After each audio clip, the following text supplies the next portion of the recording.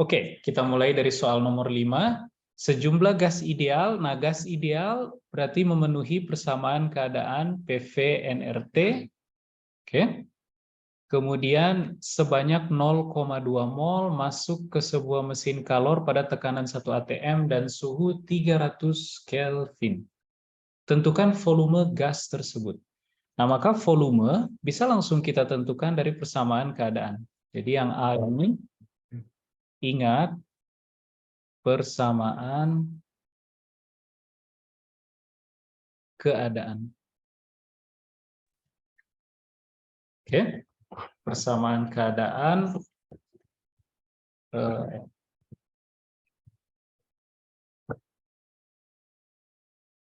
diberikan oleh PV Kan yang bahas sih, Pak? sama dengan nRT.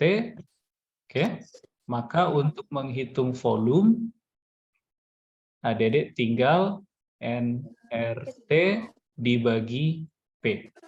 Oke. Nah, N-nya adalah 0,2 mol, 0,2 mol dikali R, R berapa, adik-adik? 8,314 ya, Joule per mol Kelvin, kemudian dikali temperatur, temperaturnya adalah 300 Kelvin, dibagi dengan tekanan. Tekanannya adalah 1 atmosfer. 1 atmosfer itu berapa Pascal, adik-adik? 1 atmosfer berapa Pascal? Coba cek di internet, adik-adik. 1 atmosfer berapa Pascal?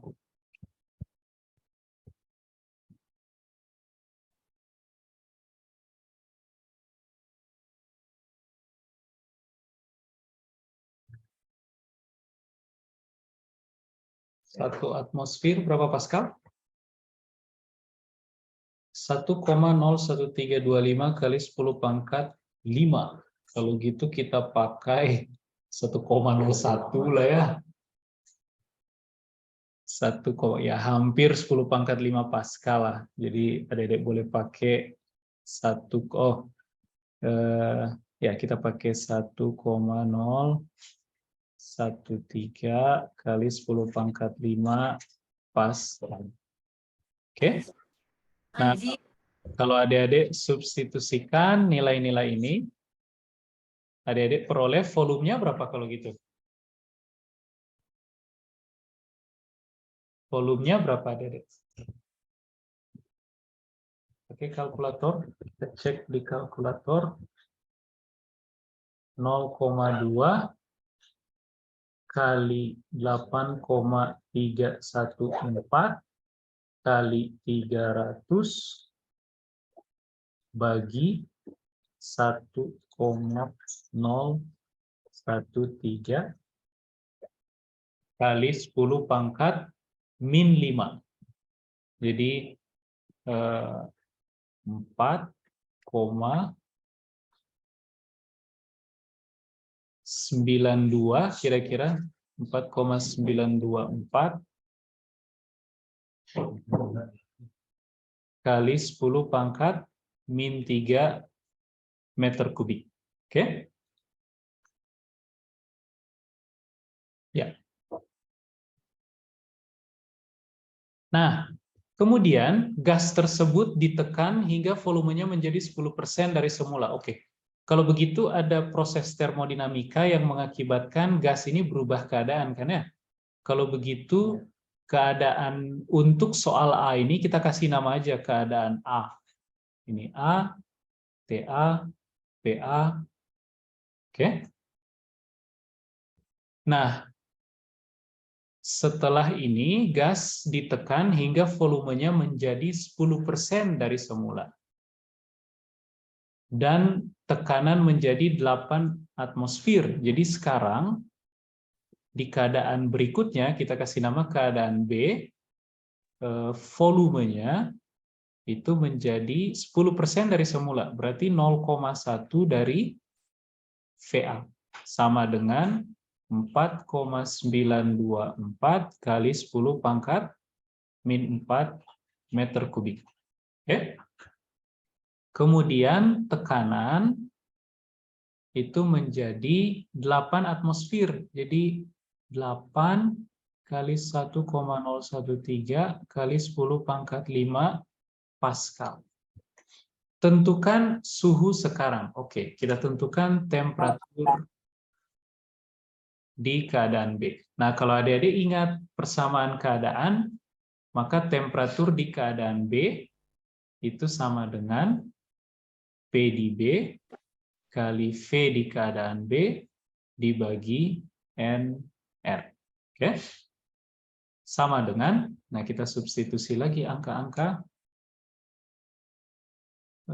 PB 8 kali 1,013 kali 10 pangkat 5 Pascal kali volume B 4,924 kali 10 pangkat min 4 meter kubik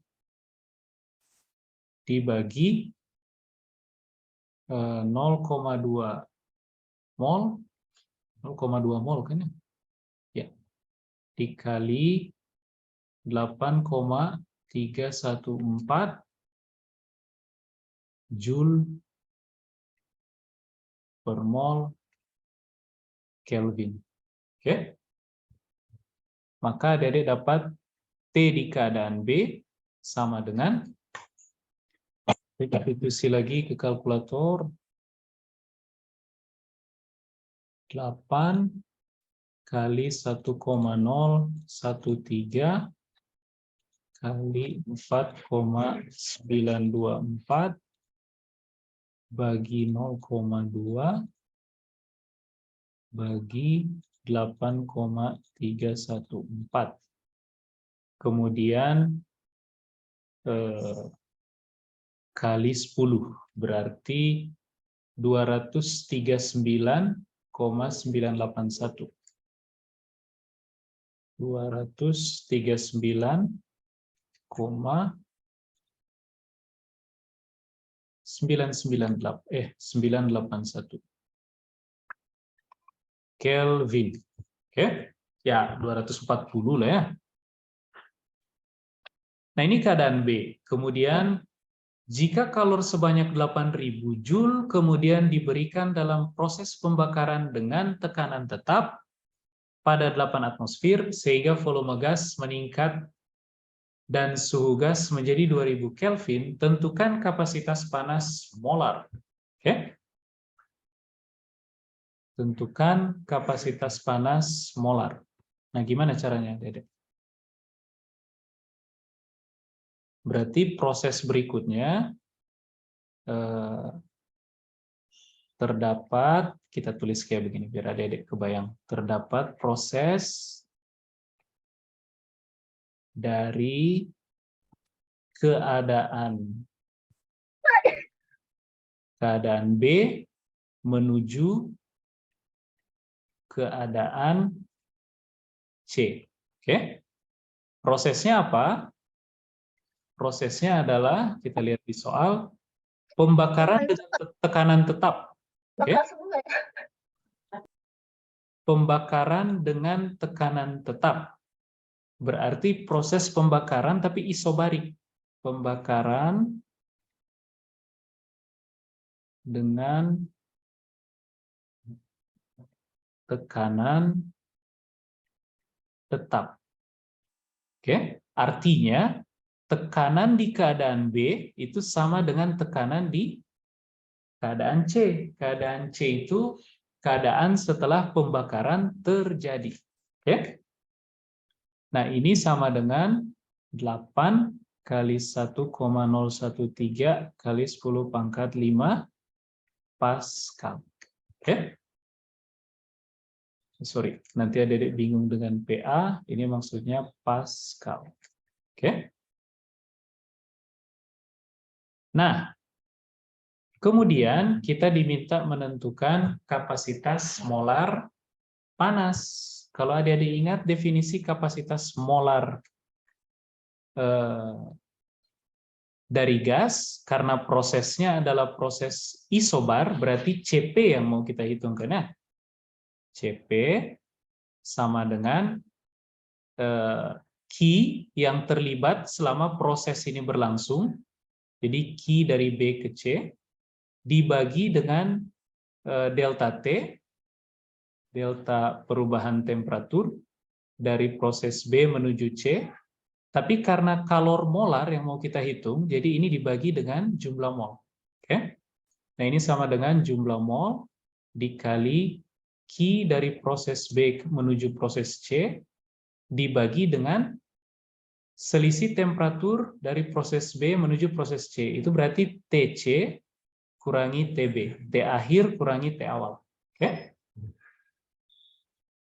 Nah, maka adik-adik bisa tulis CP kalau begitu sama dengan 1/0,2 mol, ya kan?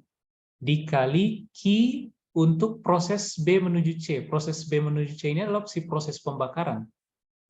Nah, proses pembakaran ini melibatkan 8.000 Joule kalor diberikan ke si gas. Oke, 8.000 Joule sehingga QBC ini adalah 8.000 Joule dibagi TC kurangi TB. Oke.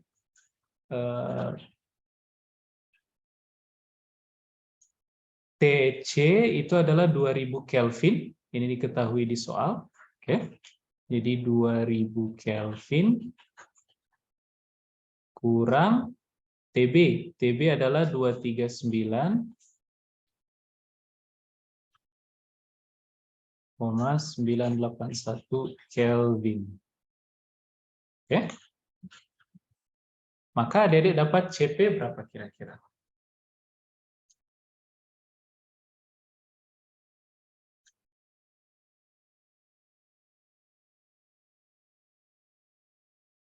CP adalah, kita coba substitusi ke kalkulator.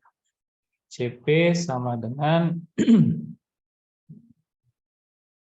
1/0,2 kali 8.000 bagi 2.000 kurangi 239,981. 22,727. 22,727. Satuannya apa, Dedek?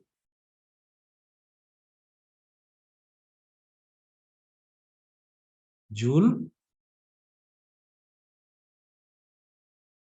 Joule per mol Kelvin.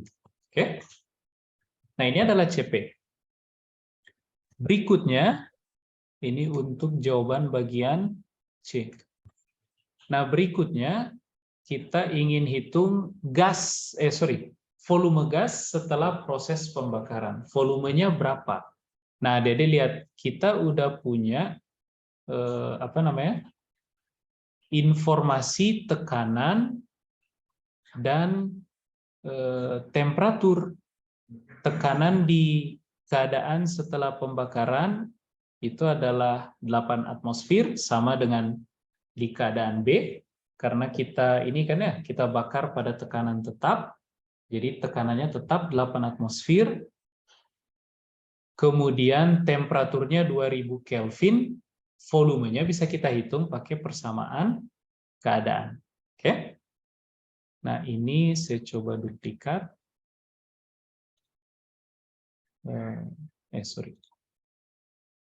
Kita duplikat.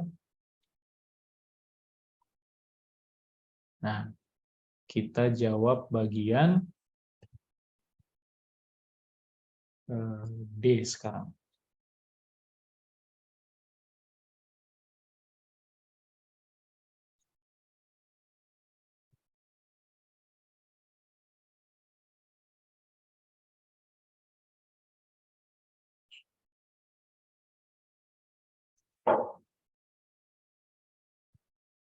Sekarang kita jawab bagian D. Sorry. D. Volume gas setelah pembakaran. Volume gas setelah pembakaran, tadi kan kita sebut setelah pembakaran,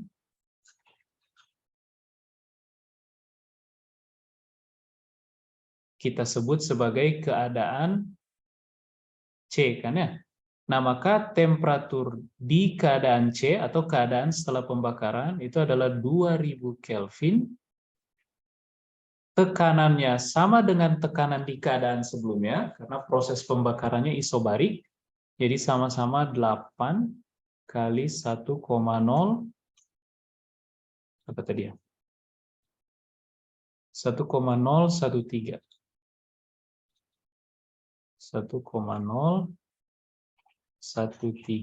kali 10 pangkat 5 Pascal.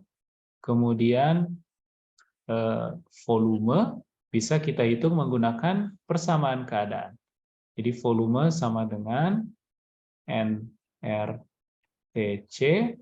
dibagi PC, sama dengan 0,2 mol dikali 8,314 Joule per mol Kelvin dikali TC 2000 Kelvin, kemudian kita bagi dengan 8 kali 1,013 kali 10 pangkat 5 Pascal. Maka adik-adik dapat VC sama dengan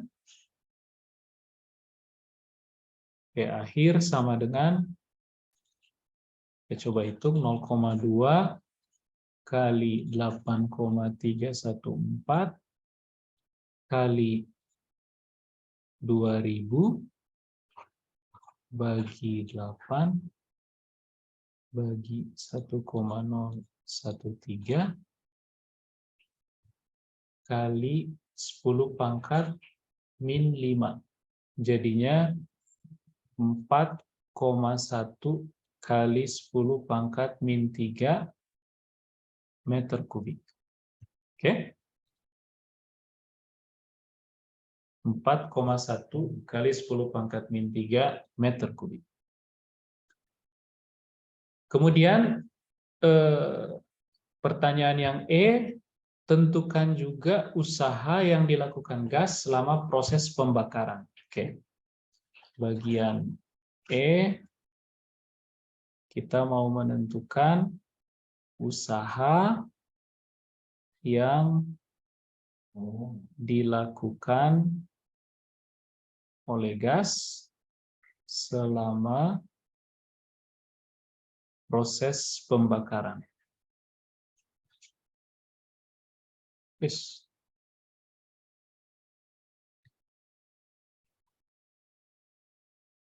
Oke. Nah, ingat cara menghitung usaha. Ini usaha dari proses B menuju proses C. Ingat, proses pembakaran itu adalah proses yang dialami oleh gas ketika dia berubah dari keadaan B menuju keadaan C. Sama dengan integral P dV dari VB menuju VC. Tapi karena prosesnya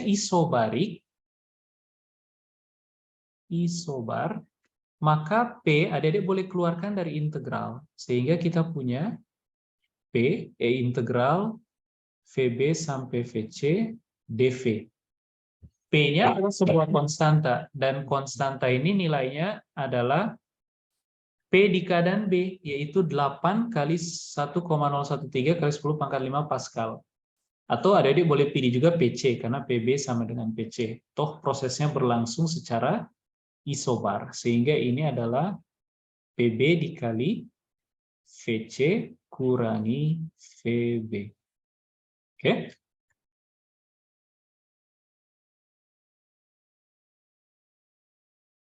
Nah, maka adik-adik lihat, kalau begitu kita peroleh W selama proses pembakaran itu adalah PB 8 kali 1,013 kali 10 pangkat 5 Pascal dikali VC kurangi VB. VC-nya adalah 4,1 kali 10 pangkat min 3 meter kubik kurang VB berapa tadi ya?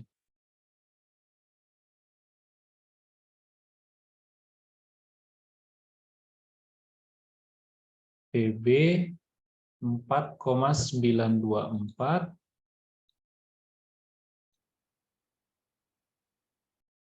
kali 10 pangkat min 4 meter kubik. Ini kita copy.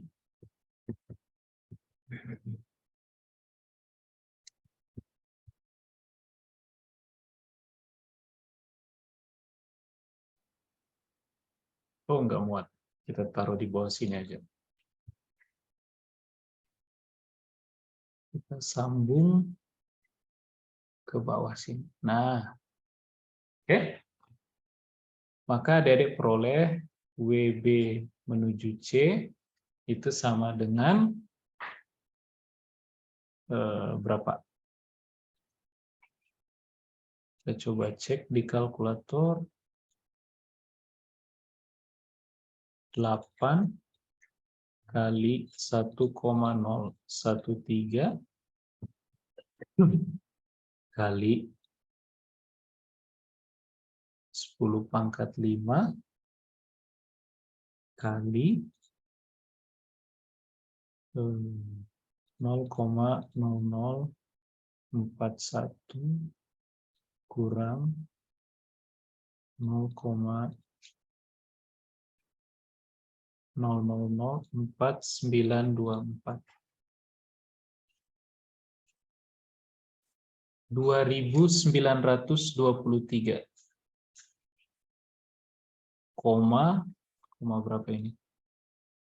599 Joule.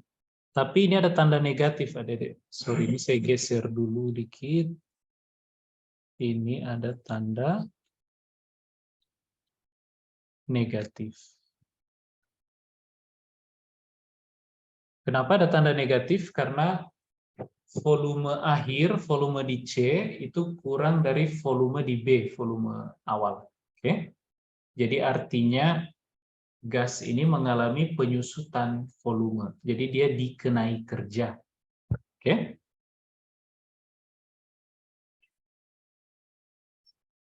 Kemudian berikutnya F, perubahan energi dalam selama pembakaran. Oke? Perubahan energi dalam selama pembakaran.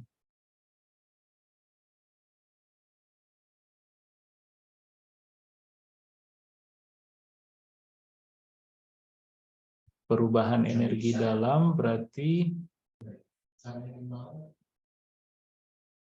perubahan energi dalam selama pembakaran. Ingat adik-adik, hukum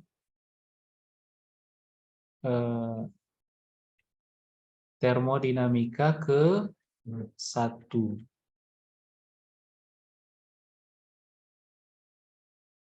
Q sama dengan perubahan energi internal tambah usaha. Oke? Sehingga kita bisa tulis untuk proses B ke C, berarti perubahan energi internal untuk proses B ke C itu sama dengan Q yang terlibat dikurangi W. Oke? Nah, Q itu adalah berapa tadi ya? 8.000 Joule. Q adalah 8.000 Joule. dikurangi negatif 2923, berarti tambah 2923,599 Joule. Oke? Jadi 10.923,599 Joule. Itu adalah perubahan energi dalam yang dialami oleh gas selama proses pembakaran. Sampai sini ada pertanyaan? Ada? Sampai sini ada pertanyaan?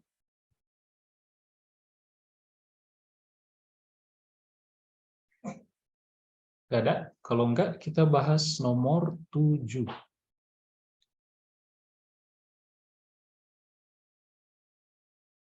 Sekarang kita coba lihat nomor 7. Saya kopikan dulu soalnya.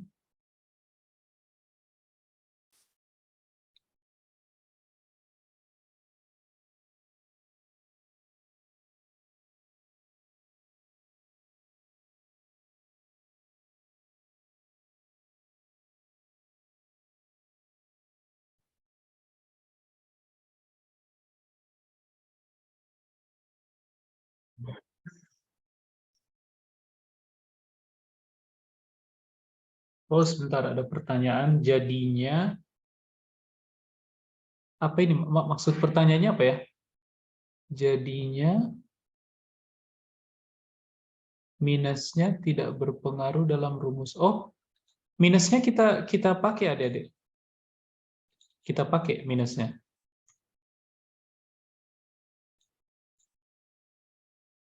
Ini kita pakai. Kan Q sama dengan perubahan energi internal tambah W. Tapi ini pengertiannya adalah, apa namanya?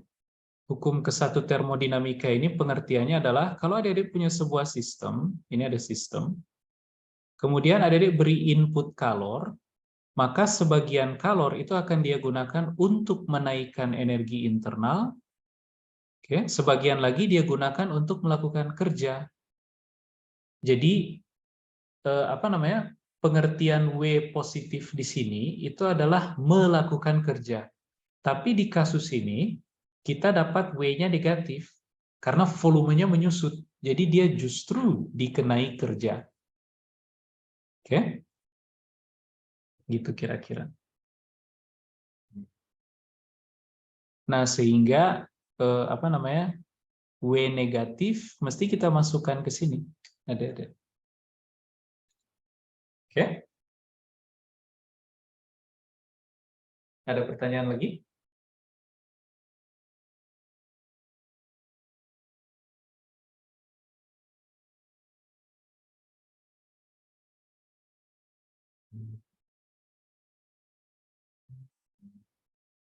Ada pertanyaan lagi kira-kira? Kalau enggak, kita coba lanjut ke nomor 7.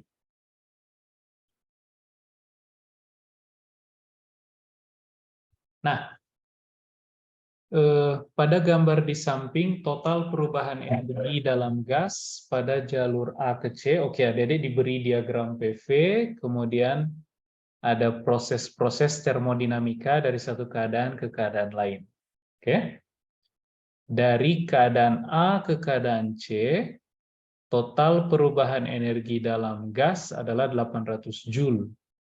Total usaha yang dilakukan oleh sistem sepanjang lintasan ABC adalah 500 Joule. Berapa banyak kalor yang harus diberikan kepada sistem pada rute ABC tersebut? Oke. Nah, kita coba jawab dulu yang A.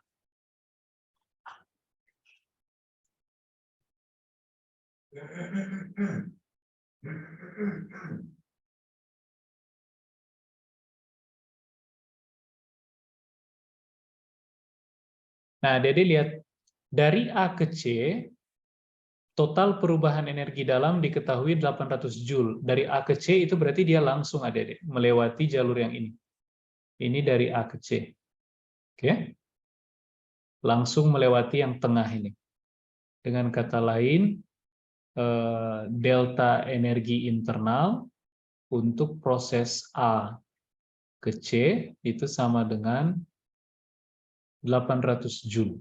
Oke. Tentukan usaha yang dilakukan oleh sistem sepanjang total usaha yang dilakukan oleh sistem sepanjang lintasan ABC adalah 500 Joule. Oke.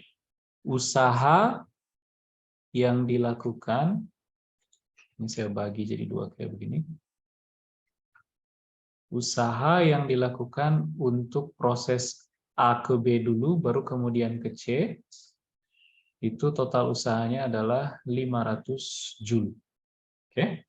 Tapi kalau adik-adik cek, proses dari A ke B kemudian ke C itu terdiri dari dua proses, yaitu proses A ke B kemudian B ke C. Kita sekalian belajar menganalisa proses yang digambarkan di sebuah kurva PV. Jadi usaha total dari A ke B kemudian ke C, adik-adik bisa tulis juga sebagai usaha dari A ke B dulu, kemudian tambah usaha dari B ke C. Dan ini mesti 500 Joule. Oke. Nah, dari A ke B, prosesnya adalah isobarik. Ini isobar. Sehingga WAB ini, adik-adik bisa hitung sebagai P di A dikali selisih V di B kurangi V di A. Tambah WBC. W dari B ke C, kalau adik-adik lihat, ini adalah proses isovolume. Volume tidak mengalami perubahan, sehingga WBC ini nilainya akan 0. Karena ini proses isovolume. Dan ini mesti sama dengan 500 Joule. Jadi sebenarnya dari A ke B ke C, usaha yang terlibat itu hanya bagian A ke B saja. B ke C usahanya 0 karena tidak ada perubahan volume. Oke. Kemudian pertanyaan A, berapa banyak kalor yang harus diberikan kepada sistem pada rute ABC tersebut? Nah, jadi lihat, dari A ke C, energi internalnya, perubahan energi internal adalah 800 Joule. Kemudian adik-adik ingat bahwa perubahan energi internal itu sama dengan derajat kebebasan bagi 2 N R delta T.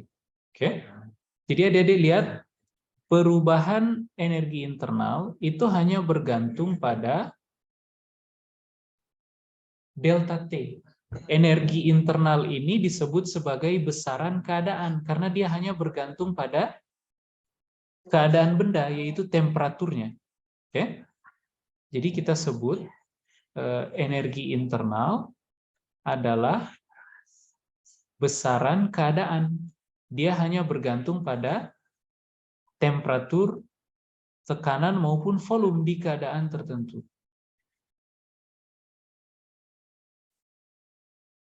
Sehingga kalau adik-adik lihat formula ini, perubahan energi internal hanya bergantung pada selisih temperatur akhir dengan temperatur awal.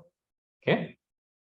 Nah, kalau adik-adik lihat, dari A langsung ke C, maupun A ke B dulu baru ke C, oke, itu perubahan energi internalnya akan sama. Mengapa? Karena perubahan energi internal hanya bergantung pada temperatur di A dan temperatur di C. Jadi mau lewat jalur yang tengah maupun melalui B dulu, itu perubahan energi internalnya akan sama. Oke? Gitu kira-kira.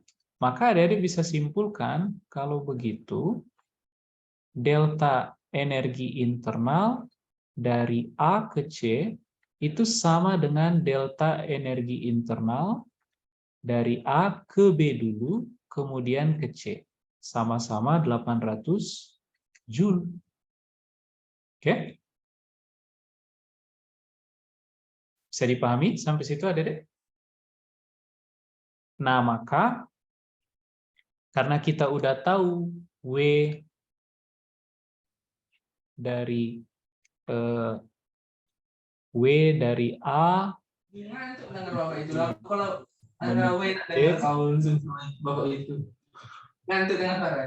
Aku pun ngantuk loh, Gong. Berapa kali aku ketidur? Au. Oke. Ada selingan.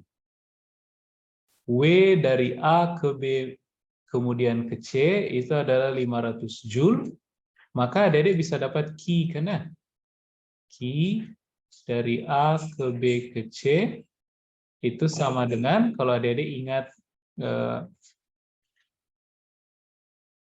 hukum termodinamika ke 1, oke? Maka Q dari A menuju B menuju C itu adalah perubahan energi internal dari A ke B C tambah W dari A ke B ke C. Ini sama dengan 800 Joule tambah 500 Joule. Ini sama dengan 1300 Joule.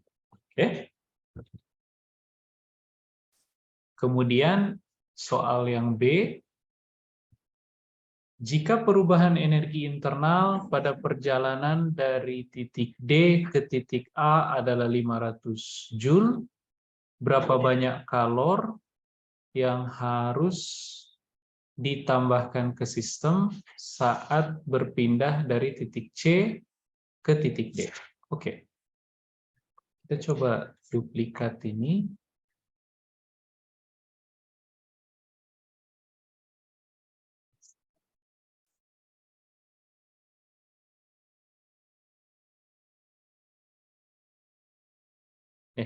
Salah buka. Nah, sekarang kita jawab C dan D.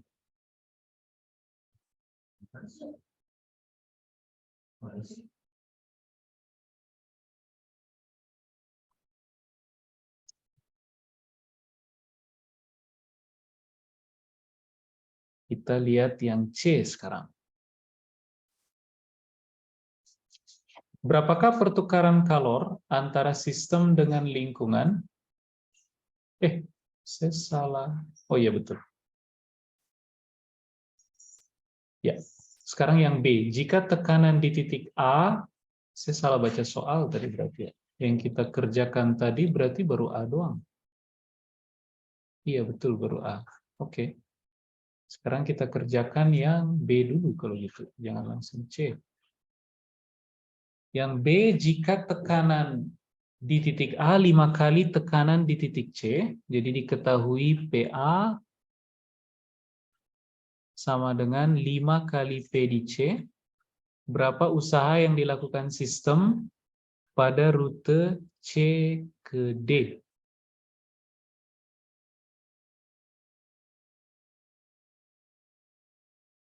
Oke.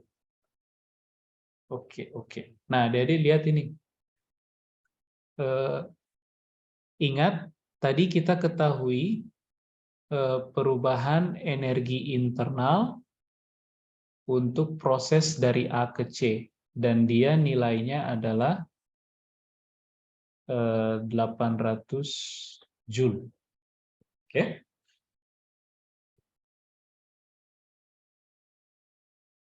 Total perubahan energi internal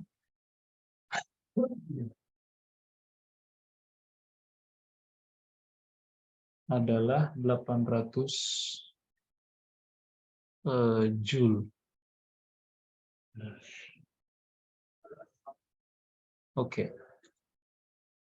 Nah, maka adik-adik lihat, kalau begitu, perubahan energi internal, kalau kita balik prosesnya dari C menuju A, itu mestinya negatif 800 Joule, kalau kita balik prosesnya. Oke. Maka perubahan energi internal dari C menuju A itu mestinya sama dengan perubahan energi internal dari C, tapi ke D dulu, kemudian ke A. Oke? Mengapa? Tadi Perubahan energi internal itu adalah besaran keadaan. Dia bergantung pada temperatur akhir dan awal saja. Proses di tengahnya nggak peduli. Oke? Jadi perubahan energi internal dari C menuju A langsung melalui tengah ini, itu sama saja dengan perubahan energi internal dari C ke D dulu, baru ke A. Oke? Nah, kemudian apa namanya?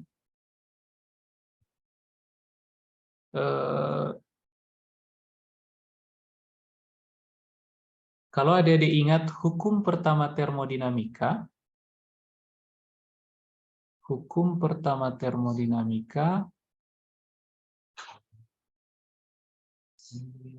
atau biar adik-adik ingat, saya tulis di sebelah sini lah ya. Oke, kotak ini. Karena ini sering kita pakai. Hukum termodinamika ke-1.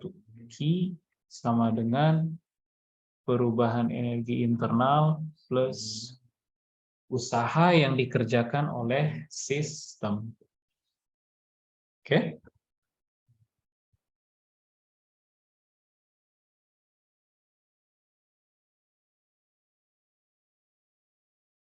Nah, sekarang adik-adik lihat ini. Kita mau menghitung usaha yang dilakukan sistem pada rute C ke D. Oke?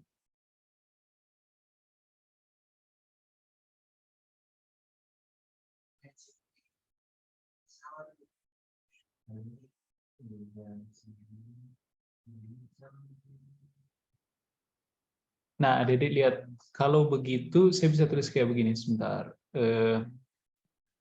Usaha dari sorry, kenapa saya pakai merah? Usaha dari C ke D kemudian menuju A itu bisa kita tulis sebagai usaha dari C ke D dulu tambah usaha dari D ke A. Oke?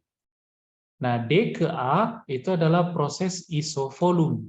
Jadi yang ini adalah proses isovolume sehingga WDA ini sama dengan 0. Yang ada cuman W C ke D saja. Dan ini sama dengan P di C dikali volume di D kurangi volume di A. Oke? Nah, Dede lihat, kalau begitu saya bisa peroleh W dari C ke D itu sama dengan PC. PC adalah 1/5 PA. 1/5 PA dikali VD min VA. Oke?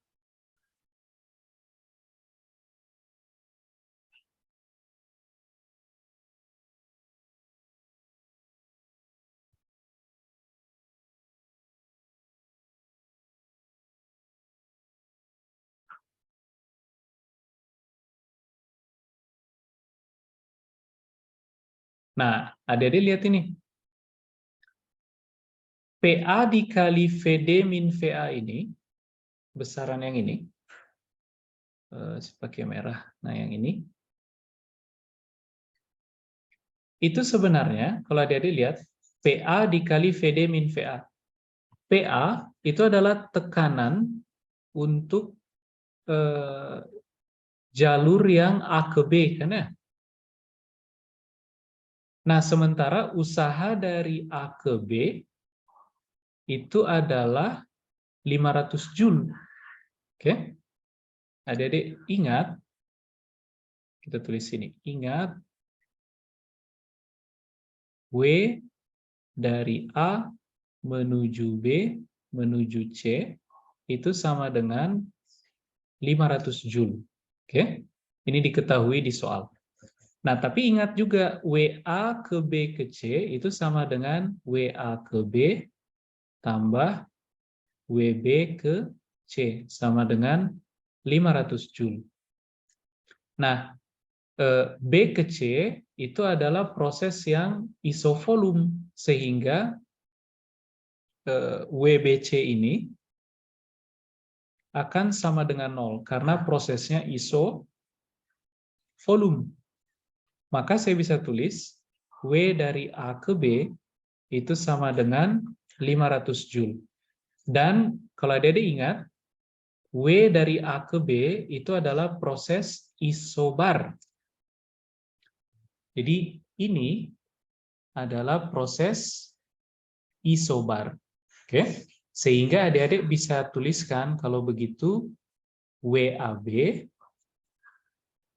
itu sama dengan P di A dikali P di B.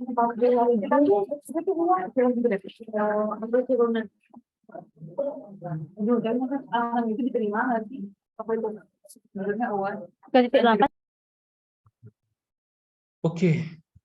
W dari A ke B itu sama dengan PA dikali VB min VA. Sebentar, tadi kayaknya ada pertanyaan. Maaf Bapak, kenapa VD min VA ya Pak? Oke, kenapa VD min VA? Adik-adik lihat usaha dari proses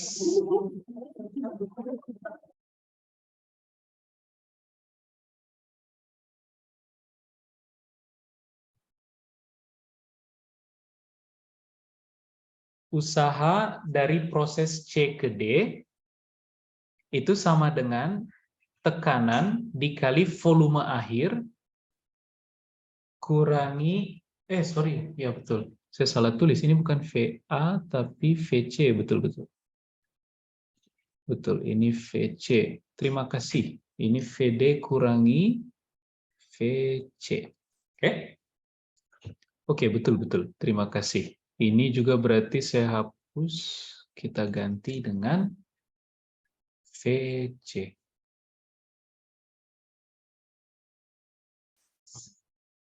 Oke? Nah, adik-adik lihat ini. Kita coba lanjut yang ini. W dari A ke B itu adalah usaha untuk proses isobarik. Jadi, usaha dari A ke B, adik-adik bisa tulis sebagai P di A dikali selisih volume di B kurangi volume di A. Sementara, adik-adik tahu bahwa VB itu sendiri adalah VC, ya kan? V di keadaan B sama dengan V di keadaan C dari grafik ini.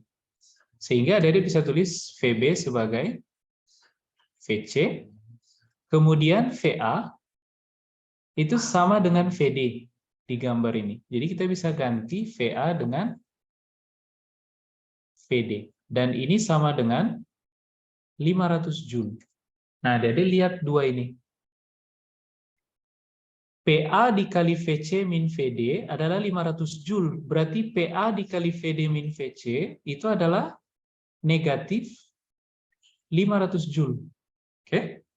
Sehingga adik-adik peroleh W dari C ke D itu adalah min 100 Joule. Oke?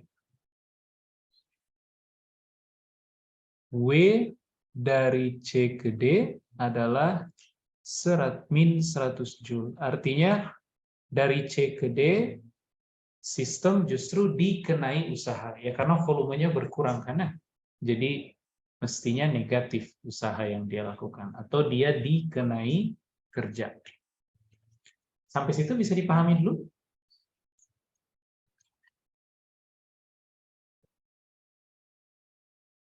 Berikutnya yang C. Berapakah pertukaran kalor antara sistem dengan lingkungan ketika sistem bergerak dari, sebenarnya bukan sistem bergerak, tapi keadaan sistem berubah dari keadaan C menuju keadaan A melalui D. Oke? Oh, sebentar, ada pertanyaan. Pak, tadi 1/5 dapat dari mana? Oke, 1/5 dapat dari mana? Dari soal diketahui bahwa PA sama dengan 5 PC. Berarti PC yang ini, PC yang sebentar,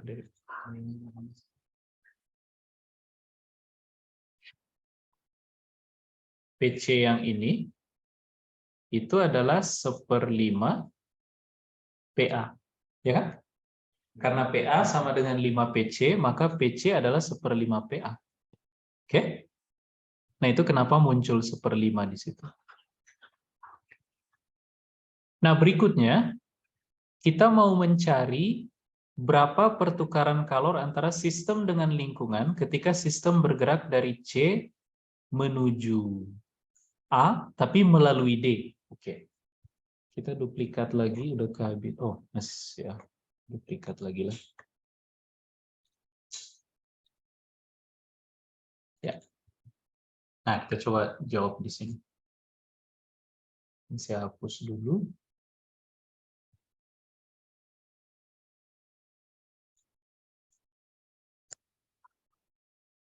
Yang hukum termodinamika pertama nggak usah dihapus. Mungkin akan dipakai lagi. Sekarang C, kita mau menentukan kalor yang terlibat ketika sistem berubah dari C menuju A tapi melalui D.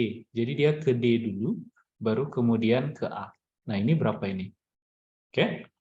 Nah, untuk menghitung Q ini, kita butuh informasi delta energi internal dari C menuju D menuju A, dan kita butuh informasi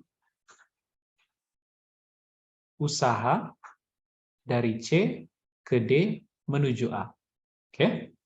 Nah, yang ini sudah kita peroleh tadi. Nilainya adalah min 100 Joule. Oke. Nah, yang ini gimana? Yang ini sebenarnya kita udah dapat di soal A. Di soal A, kalau adik-adik ingat, nah ini soal A, kita dapat perubahan energi internal dari A menuju C, yaitu 800 Joule. Oh, dia malah diketahui, bukan kita hitung, tapi malah diketahui. Berarti dari C ke A, kebalikan ini, min 800 Joule. Kalau dari A ke C positif 800 Joule, berarti dari C ke A negatif 800 Joule perubahan energi internalnya.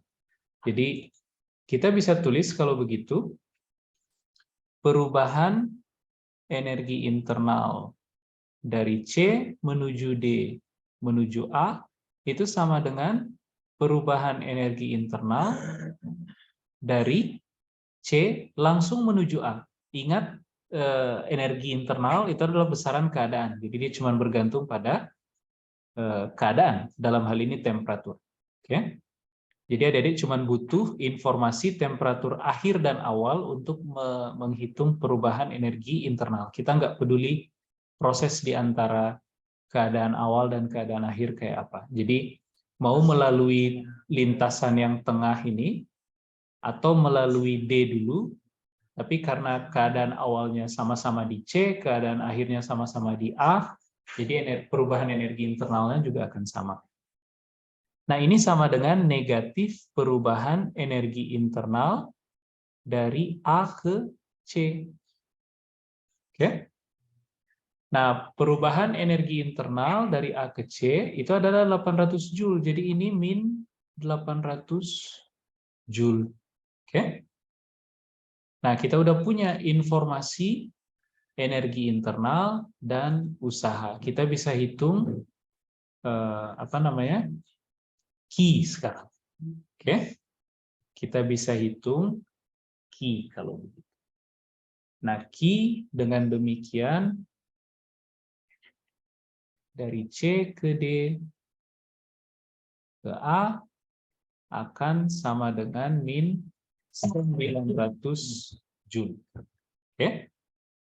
Nah, ini yang C. Berikutnya, kita diminta menentukan jika perubahan energi internal pada perjalanan dari D ke A adalah 500 Joule, berapa banyak kalor yang harus ditambahkan ke sistem saat berpindah dari C ke D. Oke, kita coba data dulu.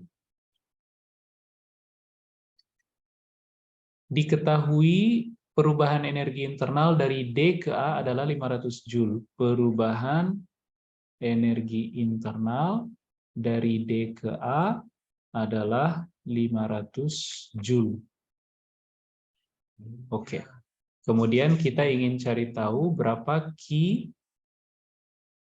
dari C ke D.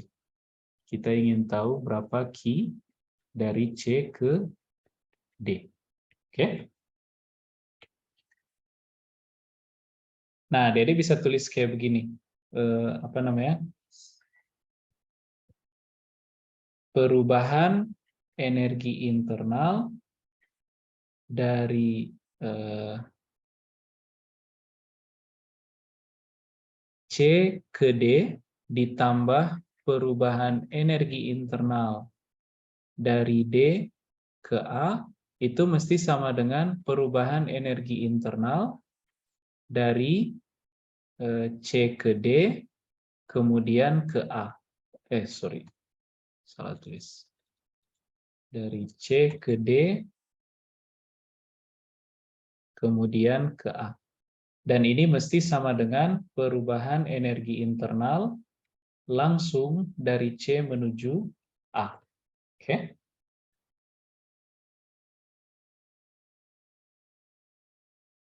Nah, kemudian Dede lihat ini. Perubahan energi internal dari C ke D itu tidak kita ketahui. Tapi dari D ke A kita tahu. Jadi saya bisa tulis persamaan ini menjadi perubahan energi internal dari C ke D tambah 500 Joule sama dengan perubahan energi internal dari C ke A. Perubahan energi internal dari C ke A adalah min 800 Joule. Jadi ini sama dengan min 800 Joule. Oke. Nah, dengan demikian perubahan energi internal dari C ke D saja itu sama dengan min 1300 Joule. Oke. Nah, kemudian usaha dari C menuju D itu udah kita hitung tadi. Usaha dari C ke D adalah min 100 Joule. Oke. Min 100 Joule. Ini sama dengan min 100 Joule. Oke. Sehingga Q yang terlibat dari C menuju D itu sama dengan perubahan energi internal dari C menuju D ditambah W dari C menuju D. Dan ini sama dengan min 1300 Joule min 100 Joule. Maka kita peroleh Q dari C menuju D sama dengan min 1400 Joule. Oke. Jadi pada proses dari C ke D, sistem mengeluarkan kalor. Jadi ini artinya, tanda negatif ini artinya sistem melepas kalor ke lingkungan. Oke, sebesar 1400 Joule. Tanda negatifnya berarti sistem melepas kalor ke lingkungan. Sampai sini bisa dipahami, Adik? Atau ada pertanyaan?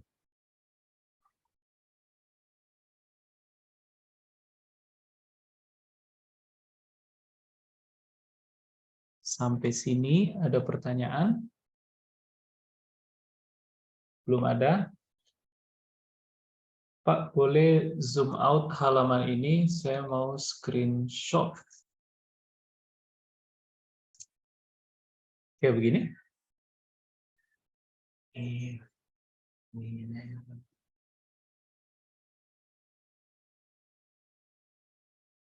Oke. Berikutnya kita bahas nomor berapa kira-kira?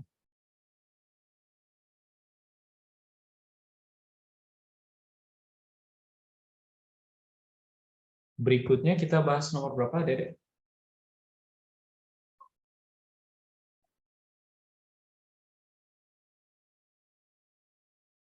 Atau kita lanjut aja ke nomor 8 ya, sekalian. Saya kopikan nomor 8.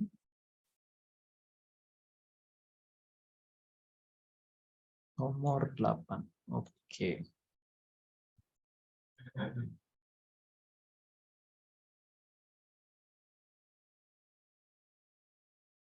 Ke page baru. Nah, ini saya kopikan soal nomor 8. Nah, yuk kita lihat pelan-pelan. Gas ideal mengalami proses quasi-statik. Quasi-statik itu hampir statik.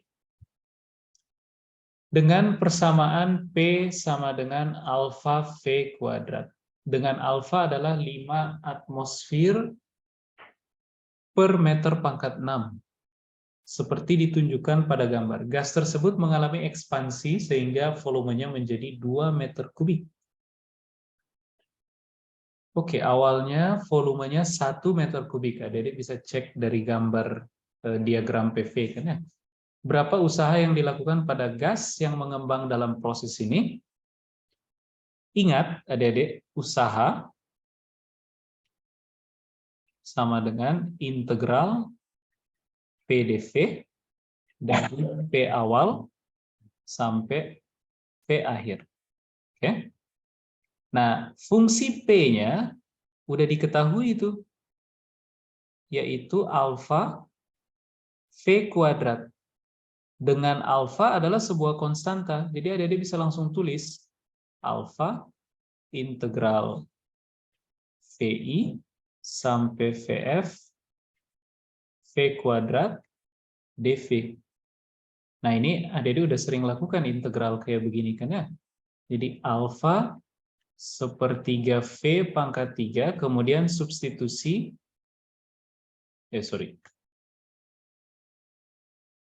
V pangkat 3,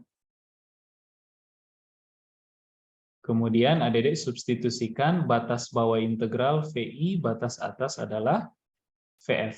Sama dengan sepertiga alfa dalam kurung VF pangkat 3 min VI pangkat 3.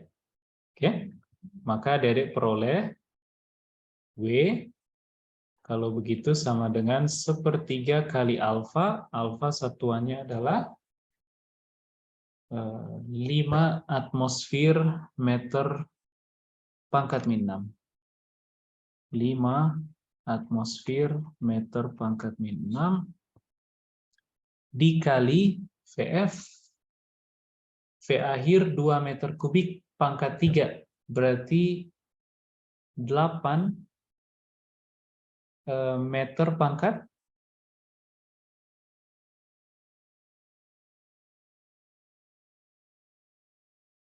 P-nya 2 meter pangkat 3 berarti 8 meter pangkat 9 min 1 meter pangkat 9. Oke.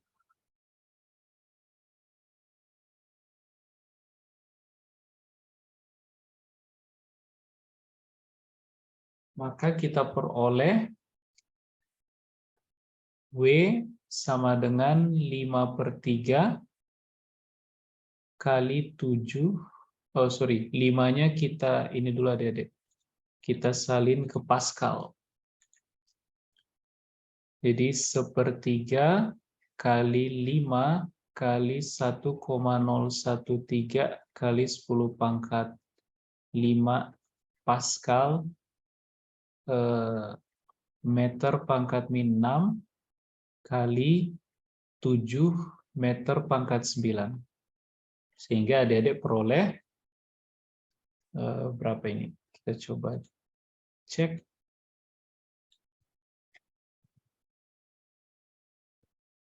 Sepertiga kali 5 kali 1,013 kali 7.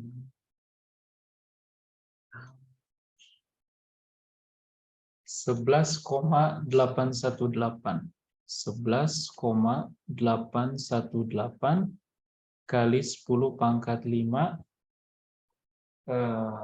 Pascal kali meter pangkat 3. Pascal itu Newton per meter kuadrat kali meter pangkat 3 Newton meter Joule. Oke. Jadi 11,818 kali 10 pangkat 5 Joule atau ya seginilah.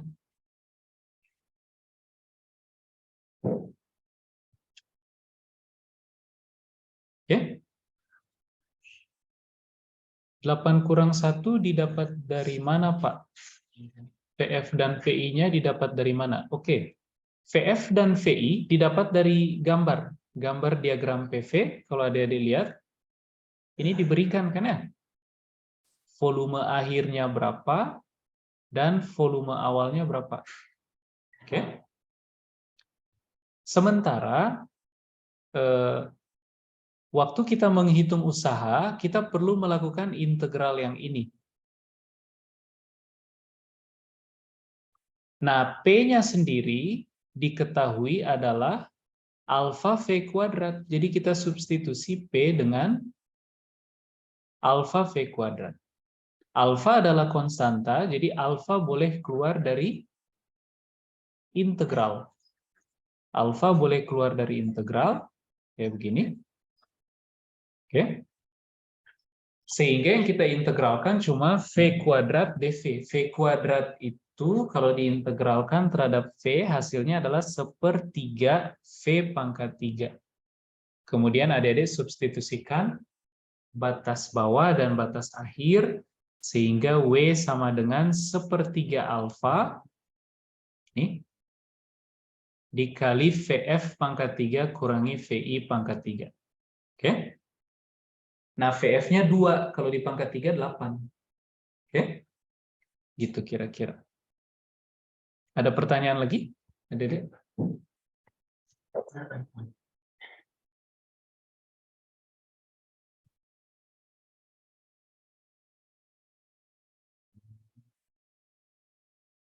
Kalau enggak, kita lihat nomor berikutnya, nomor 9. Saya kopikan soalnya. Oh, nomor 9 ini tentang entropi.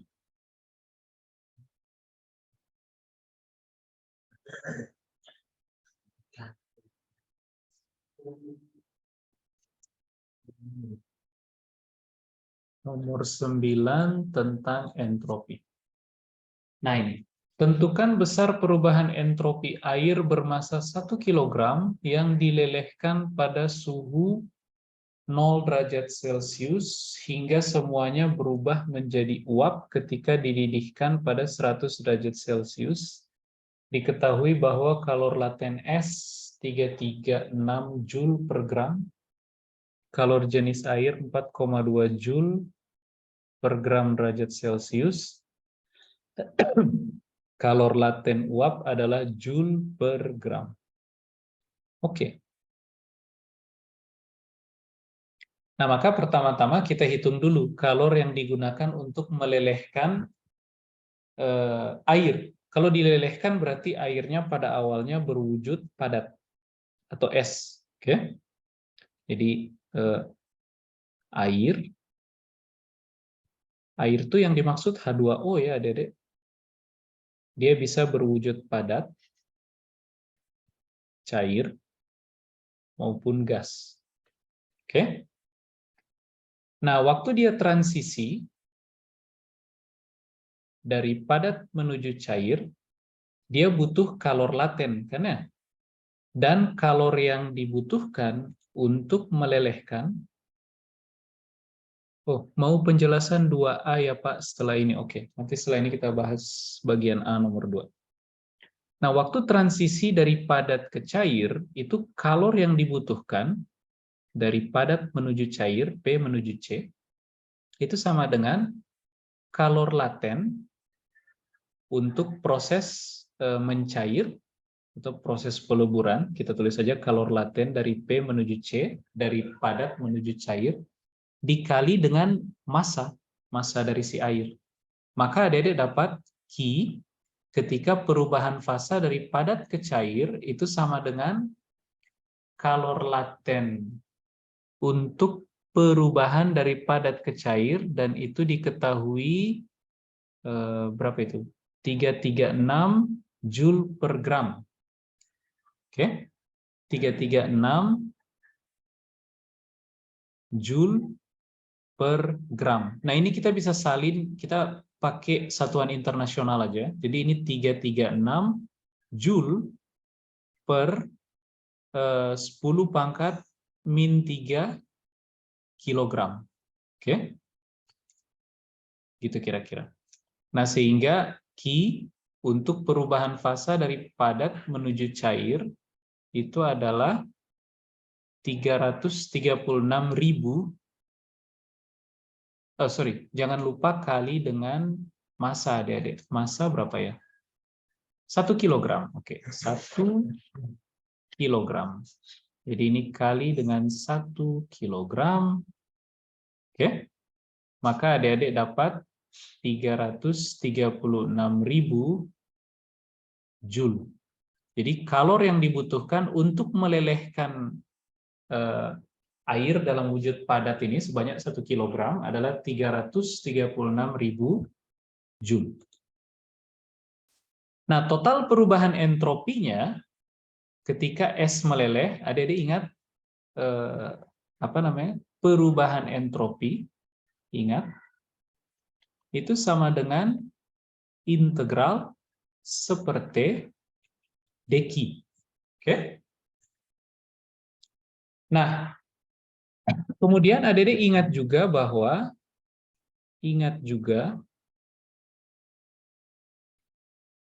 saat perubahan fasa terjadi,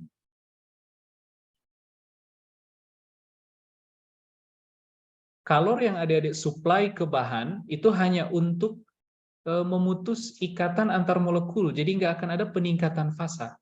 Sehingga saat perubahan fasa terjadi, temperatur akan, atau suhu akan konstan. Oke? Nah, sehingga perubahan entropi dari padat ke cair tadi, saat perubahan fasa terjadi, itu adalah seperti integral dq, atau seperti dikali jumlah kalor yang adik-adik supply saat perubahan fasa dari padat ke cair berlangsung. Oke? Nah, temperatur ini adalah temperatur saat wujud padat berubah ke cair. Oke? Maka adik-adik bisa hitung perubahan entropi dari wujud padat menjadi cair itu sama dengan temperatur saat padat menjadi cair itu adalah 0 derajat Celcius, diketahui di soal. Jadi 0 derajat Celcius berapa Kelvin? Ini tidak pembagi 0 adik-adik, karena kita harus pakai satuan internasional. Jadi kita harus salin dulu 0 derajat Celcius menjadi Kelvin. Ini berapa Kelvin adik-adik? 273 Kelvin kurang lebih. Oke? Bisa dipahami? 273 Kelvin. Kalau yang 100 derajat Celcius ini adalah 373 Kelvin kurang lebih. Jadi ini bagi 273 Kelvin kali dengan kalor yang terlibat saat proses padat menjadi cair terjadi. Jadi kali 336.000 Joule kali dengan 336.000 Joule. maka adik-adik dapat perubahan entropi dari padat menjadi cair itu sama dengan berapa ini? Kita coba hitung pakai kalkulator. 336.000 bagi 273. 1230,769. 1230,769.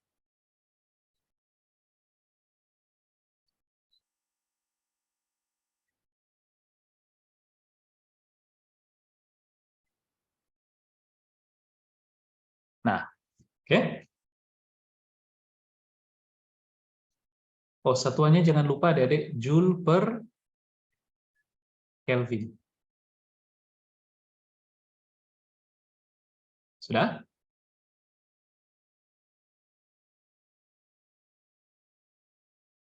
Nah, kemudian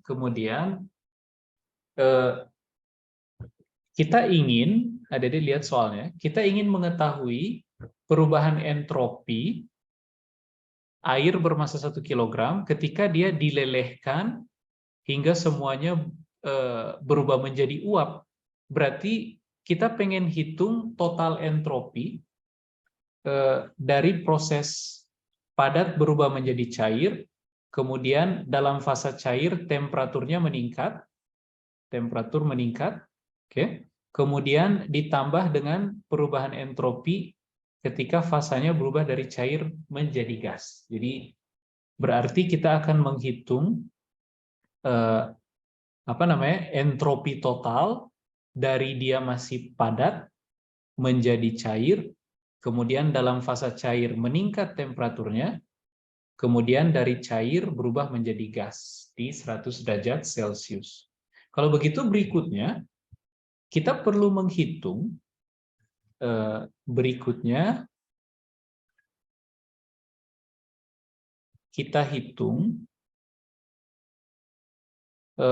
perubahan entropi. Kita hitung perubahan entropi selama kenaikan suhu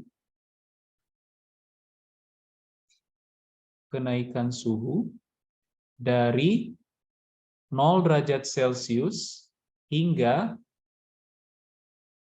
100 derajat Celcius. Oke. Nah, ini bisa kita langsung hitung, adik-adik.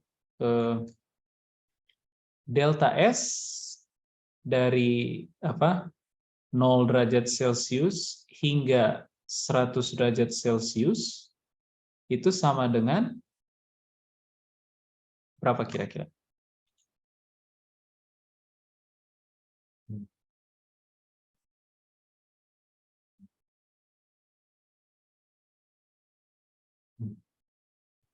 Ingat formula entropi integral seperti dq kan ya? Nah, kalau adik-adik memanaskan benda dengan massa tertentu, maka kalor yang adik-adik butuhkan itu adalah apa? Ingat, saya tulis sini ya. Ingat, Q sama dengan massa kali kapasitas kalor per massa, oke, dikali perubahan temperatur. Jadi dq adik-adik bisa tulis sebagai mc dt, sehingga ini adik-adik bisa tulis sebagai mc dt. Jadi ini adalah m kali c integral seperti dt. Dari T sama dengan 273 Kelvin hingga 373 Kelvin. Oke. Maka adik-adik peroleh, kita sambung di halaman berikut.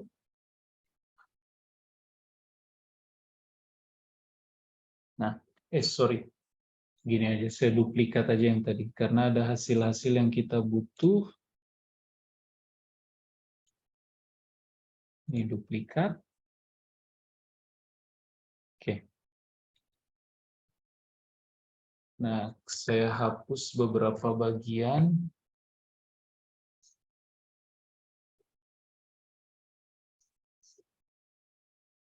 Sal yang ini tadi kita nggak butuh lagi. Kemudian ini juga kita nggak perlu lagi.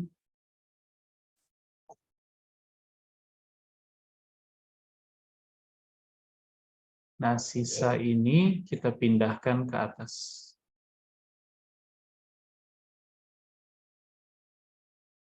Ini kita pindah ke atas ini. Nah,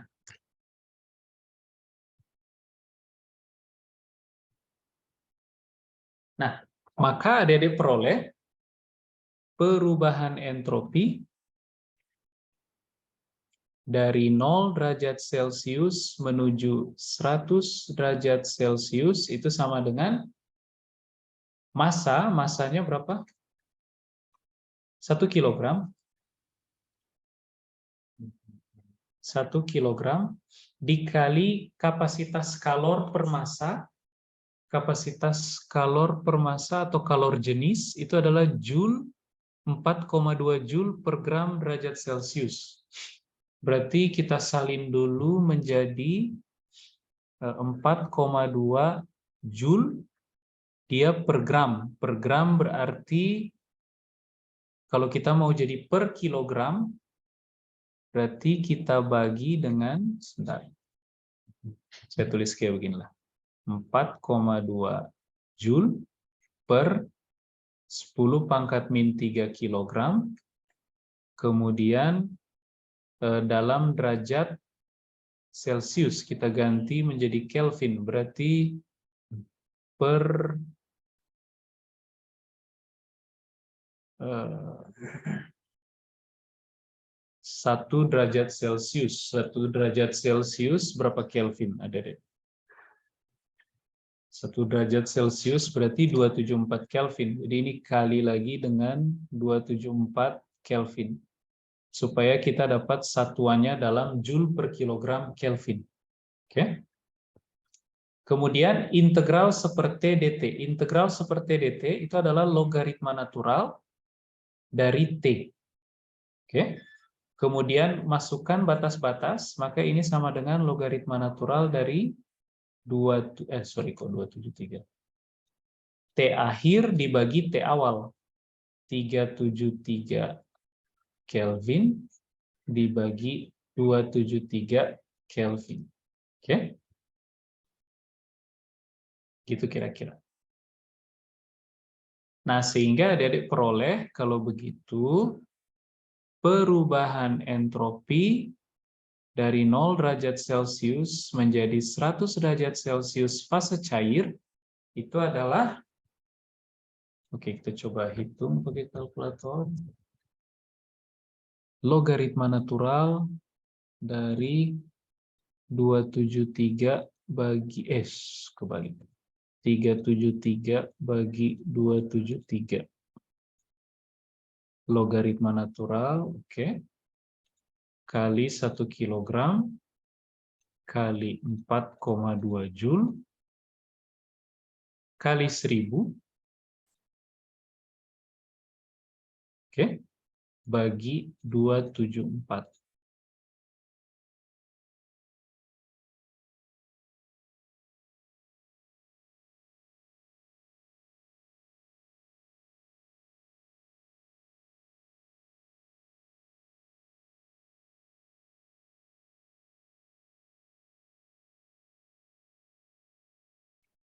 Sehingga kita peroleh 4, sebentar saya hitung ulang. Jangan saya ada yang keliru. 373 bagi 273 logaritma natural kali 1 kali 4,2 kali 1000 bagi 274.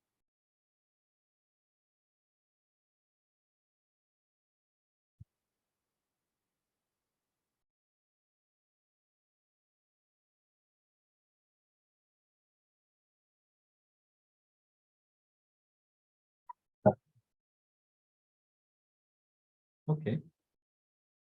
Maka ini sama dengan tadi berapa? 1200. 4,784 Joule per Kelvin. Sebentar, Adek. Kayaknya ada yang keliru. Terlalu kecil. Air dari 0 derajat Celcius sampai 100 derajat Celcius, terus perubahan entropinya cuma 4,784. Let's see. 4,2 Joule.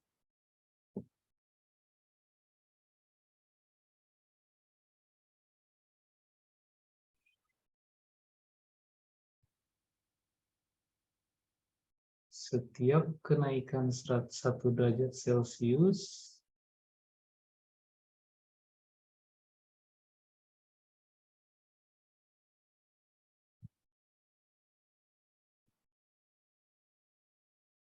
ntar kita coba cek ada keliru di mana.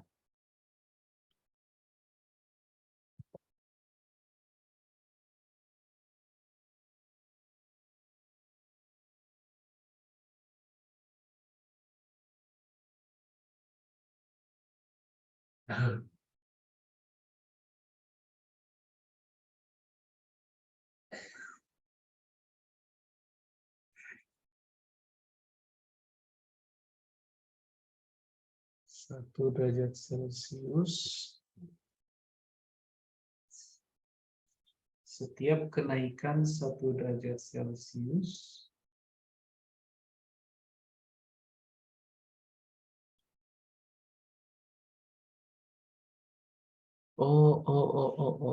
sebentar.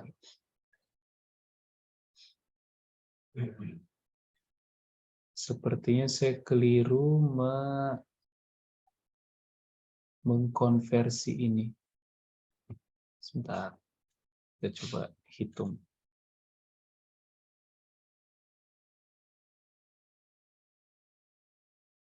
Satu, 3, 10.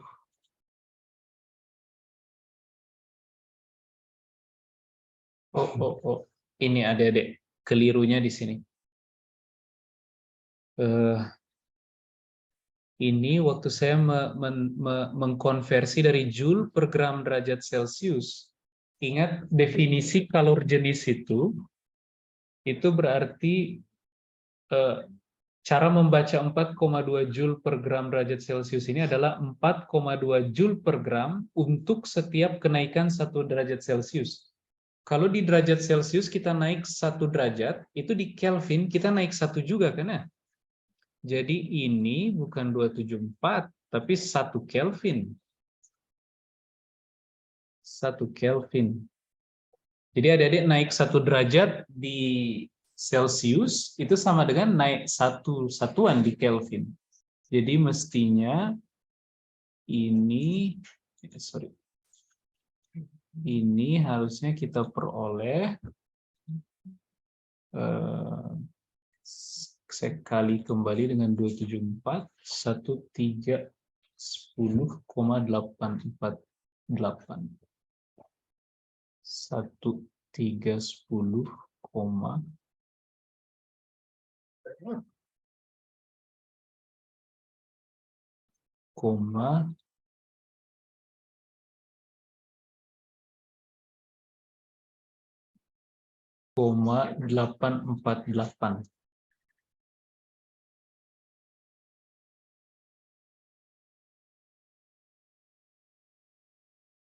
Joule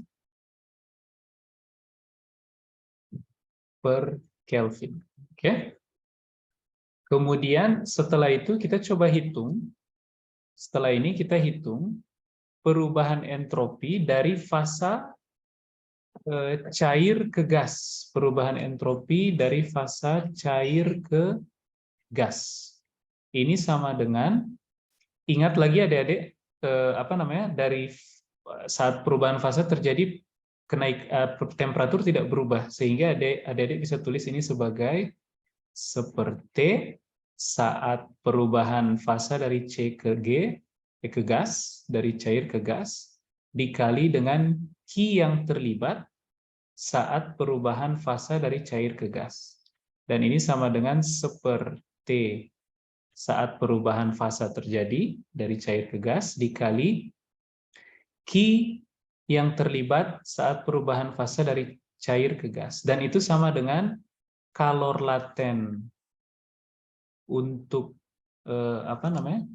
kalor laten untuk penguapan, cair ke gas, dikali dengan massa.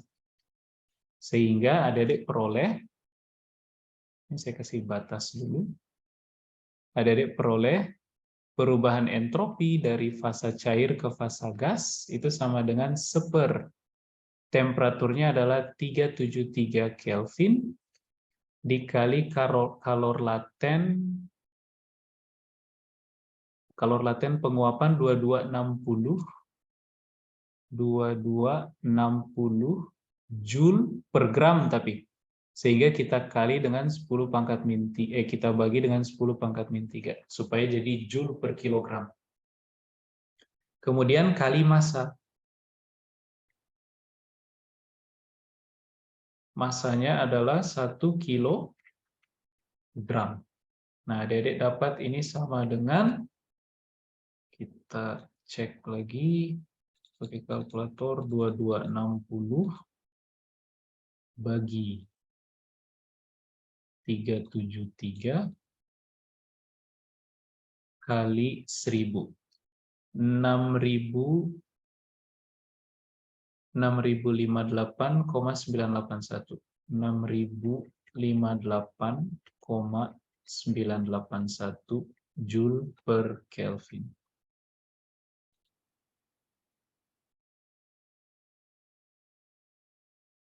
Ya. Nah, sehingga total perubahan entropi dari air ketika padat sampai dia menguap, adik-adik bisa hitung delta S itu sama dengan delta S dari padat ke cair tambah delta S di wujud cair, tapi dari 0 derajat Celcius sampai 100 derajat Celcius, tambah perubahan entropi dari cair ke gas. Dan ini sama dengan, berapa tadi yang sebelumnya? 1230769 1230769 tambah 1310848 1310848 tambah 6058,981. Satuannya adalah Joule per Kelvin. Oke, maka adik-adik peroleh ini sama dengan berapa ini kira-kira? 8.000-an. Kita coba cek. 1230769 tambah 1310,848 tambah 6058,981. 8.600,598. 8.600,98 Joule per Kelvin. 598.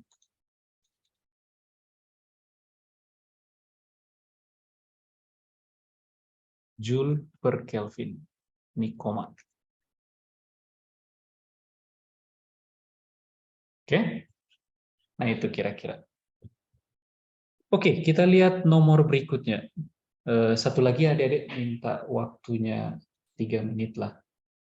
Kita lihat request terakhir tuh nomor A bagian 2. Kita coba lihat. Oke, ini dia. Saya kopikan.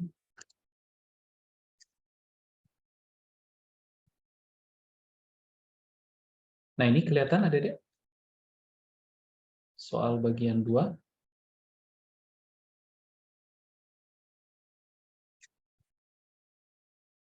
Ada dilihat sebuah gas mengalami siklus ABCA, ABCA seperti pada gambar. Untuk setiap rute lengkapi tabel dengan tanda plus jika kalor masuk ke dalam sistem, energi internal naik, usaha dilakukan oleh sistem juga positif. Tanda negatif jika kalor keluar dari sistem, energi internal turun atau lingkungan melakukan usaha pada sistem. Oke. A ke B. A ke B, ada dilihat A ke B itu volume bertambah, berarti usaha positif. Usaha positif. Kemudian perubahan energi internal juga positif. Kenapa? Kalau ada di gambar kurva isotermal yang melalui A, ini temperatur A, dan kurva isotermal yang melalui B, ini temperatur B, maka kurva isotermal untuk B lebih tinggi dari yang A. Jadi temperatur B lebih tinggi dari A. Sehingga dari A ke B itu perubahan energi internalnya pasti positif. Karena temperatur akhir lebih besar dari temperatur awal. Jadi ini juga positif. Oke. Nah, kalau W dan perubahan energi internal positif, sementara Q adalah W tambah perubahan energi internal, maka Q-nya juga pasti positif. Kemudian dari B ke C, itu volumenya tetap, jadi W0, nggak positif, nggak negatif. Kemudian perubahan energi internal, ada dilihat temperatur di C, kalau kita gambar kurva isotermalnya, TC itu lebih besar dari TB. Jadi dari B ke C, itu perubahan energi internalnya juga positif, karena temperatur di C lebih besar dari TB. Q-nya berapa? Q-nya 0 tambah bilangan positif, jadi positif juga. Nah, C ke A gimana? C ke A volume berkurang, berarti usaha negatif, artinya sistem dikenai usaha. Perubahan energi internal gimana? C ke A, itu adik-adik pindah dari temperatur tinggi ke rendah, jadi perubahan energi internalnya juga negatif. Q-nya gimana? Q adalah W tambah delta energi internal, sementara W negatif, delta energi internal negatif, negatif tambah negatif, ya negatif. Oke? Gitu kira-kira. Sampai situ bisa dipahami, adik-adik?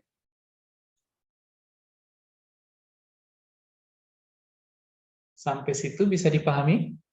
Bisa, Pak. Saya. Nah, itu mungkin untuk tutorial terakhir, adik-adik. Nanti recording ini saya coba upload satu persatu, beberapa udah saya upload. Adik-adik bisa cek. Nanti adik-adik bisa manfaatkan recording tersebut. Terima kasih atas perhatian dan diskusinya, adik-adik. Semoga sukses buat ujian kedua dan presentasi RBL-nya. Selamat melanjutkan ke kegiatan berikutnya. Assalamualaikum warahmatullahi wabarakatuh. Sebentar, Pak, maaf, catatan ini boleh di-share nggak, Pak? Oke, nanti saya kumpulkan di Google Drive catatan dari tutorial pertama, terus nanti saya kirim lewat Teams linknya. Oke, biar adik-adik bisa akses. Nah, itu mungkin adik-adik kita cukupkan sampai sini. Assalamualaikum warahmatullahi wabarakatuh. Selamat sore. Selamat melanjutkan ke kegiatan berikutnya. Saya end meetingnya ya, adik-adik. Terima kasih, Pak. Terima kasih, Pak. Terima kasih, Pak. Terima kasih, Pak.